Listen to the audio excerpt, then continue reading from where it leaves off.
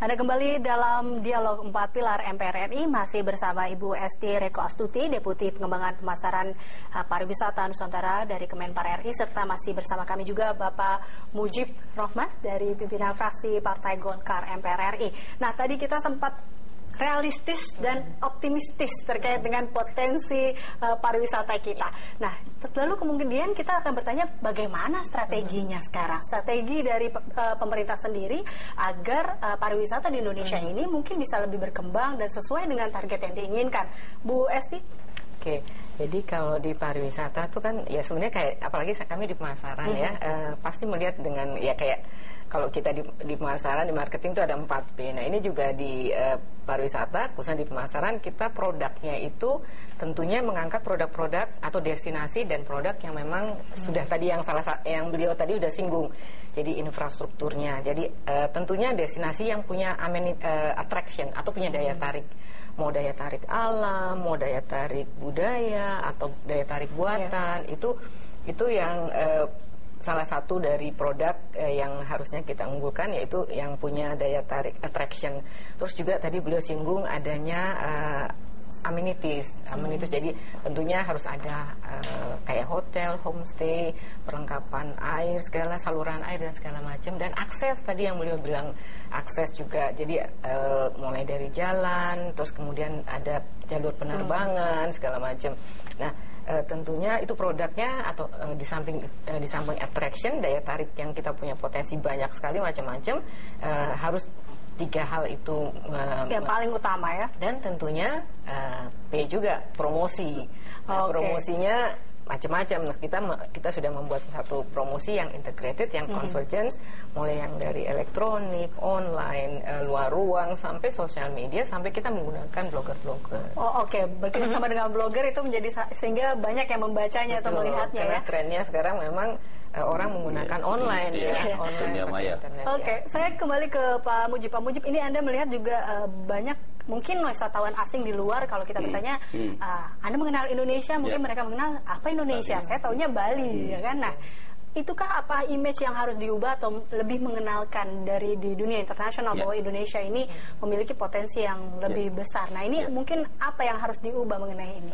Yang menarik itu di dalam undang-undang pariwisata itu sudah kita sadari ada bab khusus tentang koordinasi. Itu menandakan bahwa pariwisata tidak boleh hanya dibebankan pada Kementerian Pariwisata, karena dia membutuhkan tadi ada daya tarik. Itu daya tarik pasti ada dari sisi budaya, kemudian ada kenyamanan. Harus keterlibatan dari kepolisian, ada keamanan, terus kemudian ada keterlibatan dari infrastruktur berarti PU dan sebagainya, semuanya terlibat di situ. Nah, di dalam koordinasi itu disebutkan yang dimaksud dengan koordinasi itu dipimpin oleh presiden atau wakil presiden. Ini untuk memberikan satu kewibawaan bahwa koordinasi karena oleh presiden dan wakil presiden itu diharapkan awareness mereka terhadap pariwisata itu sama semuanya, tidak hanya Kementerian Pariwisata, tapi yang lainnya juga merasa bahwa kalau ini kami bangun dengan baik, insya Allah akan jadilah tujuan kita untuk menarik wisatawan mancanegara. Termasuk di dalamnya adalah koordinasi dengan Kementerian Luar Negeri.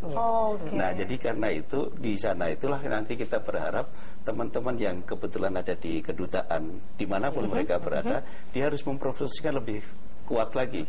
Nah, yang dimaksud dengan promosi ini itu ada 2 pendekatan. Satu yang bersifat informatif melalui media-media yang ada, tetapi juga ada langsung dalam bentuk kegiatan. Aksi misalnya kita kalau di PBB dulu pernah di UNESCO, misalnya Bali, selalu Bali, terus kemudian nanti dari angklung, dari mana ditampilkan di event-event internasional.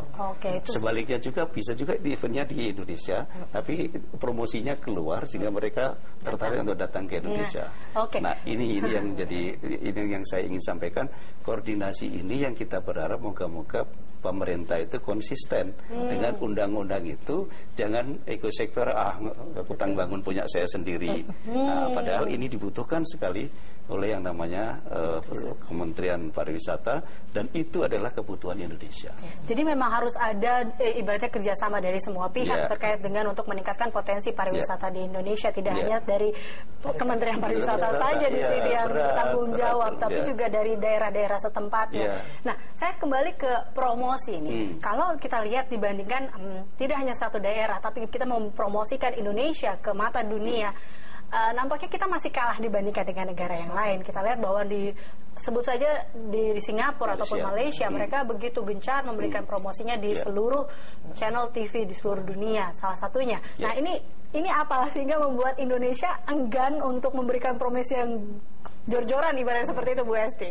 Jadi sebenarnya kalau ceritanya Mbak Elisa seperti itu tuh memang beberapa tahun yang lalu pada saat kementerian lembaga stakeholder yang terkait termasuk juga DPR masih melihat promosi itu sebagai spending, sebagai padahal sebenarnya yang seperti Pak Mujib sampaikan ini adalah investasi. Memang kalau kita di promosi itu mungkin H+1 atau 2, 1 itu udah paling cepat gitu.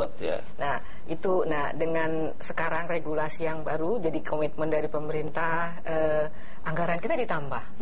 Anggaran kita tuh hampir 400% kenaikannya, baik untuk mancanegara maupun Nusantara. Nah, ini mungkin sekarang teman-teman atau masyarakat Indonesia sudah mulai melihat promosi-promosi kita di mancanegara, di media-media internasional di beberapa negara, termasuk juga di dalam negeri.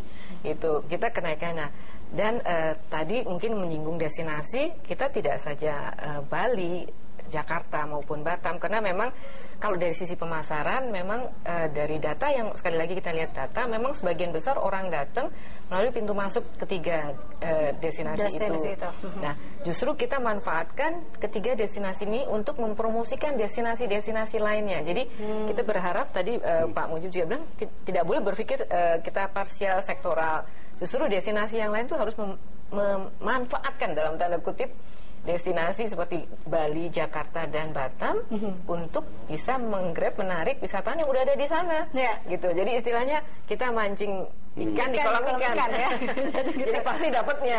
Jadi udah pasti dapat ikan, udah pasti akan memunculkan turis-turis yang datang ke Indonesia. Ada yang menarik, Mbak Elisa, itu ada ungkapan setiap orang adalah menjadi ambasador, endorser. Itu pada dasarnya gitu. Nah, kita punya mungkin jangan-jangan lebih dari 100.000 mahasiswa kita yang ada di luar. Nah, itu juga kita harapkan mereka juga dibekali informasi tentang Indonesia.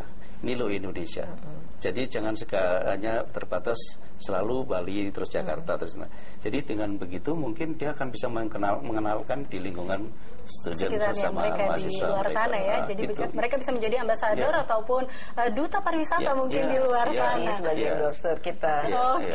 Untuk memperkenalkan Indonesia, pariwisata Indonesia. Baik Pak Mujib dan juga Ibu Esti, kita akan jeda dulu. Kita akan kembali pemirsa, Dialog 4 Pilar MPR RI akan kembali sesaat lagi.